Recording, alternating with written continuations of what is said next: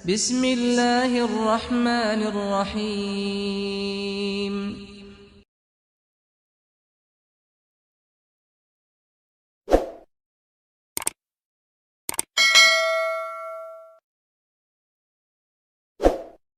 Assalamualaikum, selamat pagi. Saya ucapkan kepada penonton-penonton yang setia pada channel Jejak Isa Kamil. Okey, untuk hari ini tim JIK akan pergi menjejaki sebuah lagi makam waliullah di sekitar Kuala Terengganu, iaitu kami akan pergi ke Kampung Ladang yang mana di situ dia menempatkan sebuah makam waliullah iaitu Syekh Ibrahim. Jadi tanpa buang masa, kita akan teruskan perjalanan kita ke makam tersebut.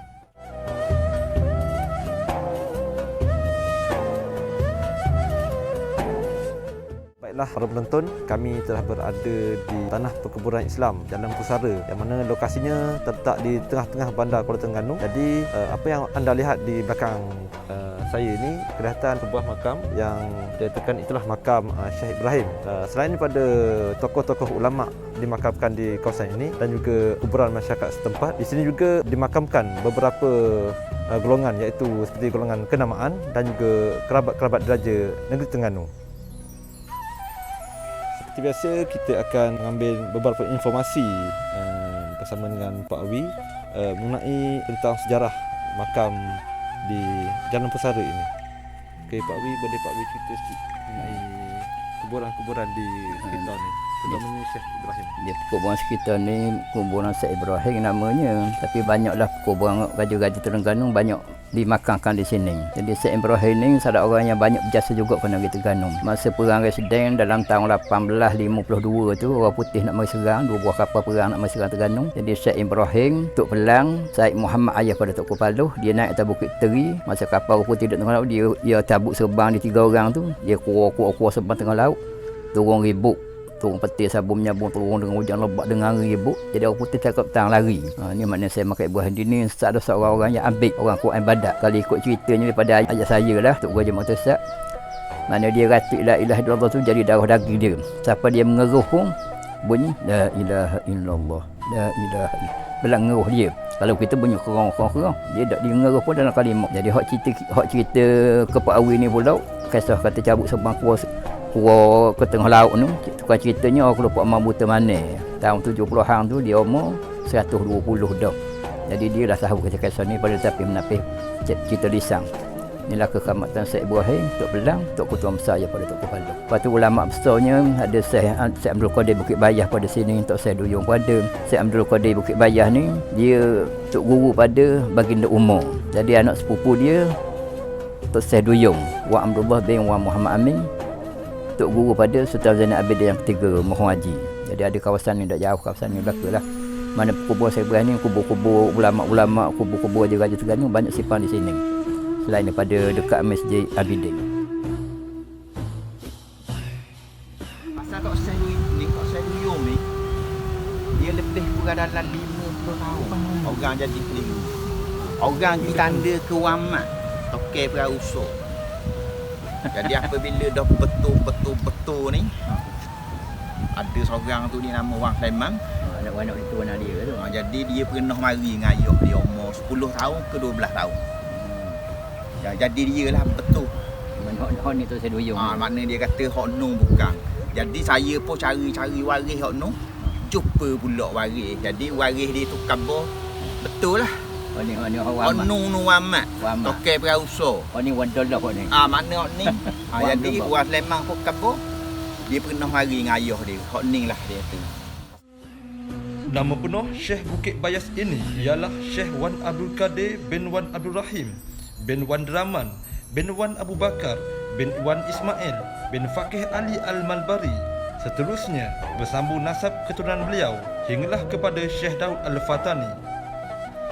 Beliau merupakan pengamal tarikat Syatariah serta mahir dalam ilmu syariah Islamiah, usuluddin, tasawuf, tafsir, hadis dan sejarah Islam. Dengan hasrat ingin menyebarkan ajaran Islam di bumi Terengganu, beliau telah membuka beberapa buah pondok di sini, antaranya di Pulau Duyung, di Bukit Bayas dan di Paya Bunga. Ulama yang berasal dari Patani ini lahir sekitar abad ke-18 dan pernah dilantik menjadi mufti Terengganu pada zaman pemerintahan Sultan Omar.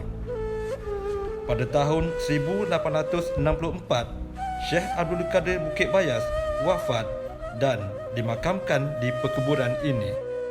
Okay, seperti yang anda lihat di sini, inilah makam Waliullah Habib Bucu. Yang mana di sini boleh Pak Wi ceritakan lagi, kongsikan lagi mengenai ketokohan Habib Bucu ni. Habib Bucu ni banyaklah kisah-kisah dia mencari keadab sebab dia ni darah daging turunan Rasulullah. Lepas tu dia keluar Bucu tu dia banyak petapa di Bukit Bucu. Bukit Bucu ni belah-belah tepuh tu. Jadi dia ni turunan Rasulullah. Habib ni banyak keturunan Rasulullah. Jadi zaman sahurnya seorang anak dia Syed Husain Duyung. Syed Husain Duyung tu orang mengajar silat lah. Tak ada seorang anak murid Syed Husain Duyung ni aku duk cek Kahjebeng di Bukit Taurih. Kita setakat Pak Wi tahu kisah Habib Bucu ni, tapi dia seorang orang wali lah, orang yang makbul doanya, orang yang diterima doanya. Setakat tu dah Pak Wi tahu kisah dia. Yang sebelum ni yang kata kubur kat Batu Rakit tu kan. Kubur kat Batu Rakit, kubur Tok Kutu Amsar. Tok kubur Batu Rakit tu di Kelantan tu kubur Tok Kutu Amsar. Tok Kutu Amsar tu dia macam darah turunan ni jugalah. Tok Kutu Amsar tu keturunan Syed Husain Ghulam Al-Bukhari. Hak temu batu bersurat di Kuala Berang. Jadi dia Tok Guru Silat, Tok Kutu Amsar tu dia anak murid pada Tok Dalang Pok Sewen. Pok Sewen Tok Dalang Wayang Kulit. Jadi dia banyak menggambarkan silat melalui sampai kepada Cik Kahjebeng. Jadi makna orang dakwa Habib Bucu ni duduk di Batu Rakit tu, kubur di Batu Rakit Bukan. tu lah. Anak beranak dia, keluarga dia. Anak beranak dia. Jadi hak ni hak sebenar. Oh ni hak sebenarnya. Okey Pak Wi, jadi saya nak minta sedikit pandangan Pak Wi mengenai orang kata kalau kita pergi ke kubur ni, berdoa kat kubur ni macam kira puja kubur. Jadi cuba Pak Wi bagi pandangan mengenai orang kata pandangan puja kubur ni macam mana Pak Wi? Orang yang kata tak boleh itu mungkin orang tak mengaji kitab Kasful Ghaibiyah. Kitab Kasful Ghaibiyah ni karangan Syekh Zainal Abidin, ulama petani. Jadi ada salah satu cerita dalam tu, tiap-tiap kubur orang wali, orang hampir dengan Tuhan ni, Tuhan hantar seorang malaikat untuk menyampaikan hajat manusia. Jadi kita pergi kubur-kubur orang wali tu, kita minta tawassul. Jadi tiap-tiap sebuah kubur tu ada seorang Tuhan hantar seorang malaikat untuk mengaminkan doa dengan tawassul, dengan keberkatan orang yang hampir dengan Tuhan. Apa benda salahnya? Jadi orang yang kita salah tu mintalah tolong baca kitab Kasful Ghaibiyah karangan Syekh Zainal Abidin, ulama petani. Okey, terima kasih kami ucapkan pada Pak Wi atas pandangan Pak Wi. Jadi saya rasa cukup sekadar ini untuk kongsian kami pada anda mengenai tokoh-tokoh ulama yang kami jaki di kawasan Taman Perkuburan Islam di Jalan Pusara, Kuala Terengganu. Untuk tu kami ucapkan terima kasih kepada anda kerana sudah menonton, dan jangan lupa untuk ikuti lagi episod-episod yang akan datang dalam channel yang sama. Jumpa lagi. Assalamualaikum.